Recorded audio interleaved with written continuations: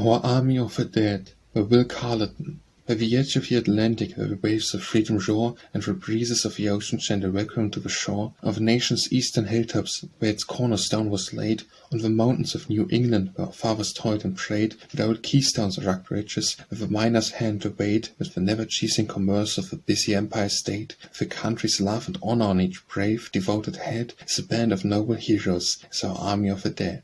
On the lake-encircled homestead of a thriving Wolverine, of the beauteous western prairies with a carpeting of green, by the sweeping Mississippi along our country's pride and boast, on the rugged Rocky Mountains and the weird Pacific coast, and the listless sunny Southland with its blossoms and its wines, on the bracing northern hilltops and amid the murmuring pines, of all our happy country, over all our nation spread, is a band of noble heroes, is our Army of the Dead. Not with musket and with sabre, and with glad heart beating fast, not with cannon where that thunder till the bloody war was past, not with voices that are shouting the vim of victory's note, not with armor gaily glistening, and with flags that proudly float, not with air of martial vigor, not with steady soldier tramp, come they granting marching to us, for the boys are all in camp. With forgetfulness upon it, each within his earthly bed, waiting for his marching orders, is our Army of the Dead. Fast asleep the boys are lying in the low and narrow tents, and no battle cry can wake them, and no orders call them hence. And the yearnings of a mother and the anguish of a wife cannot with the magic presence call the soldier back to life, and brother's manly sorrow and the father's mournful pride cannot give back to the country him who for his country died.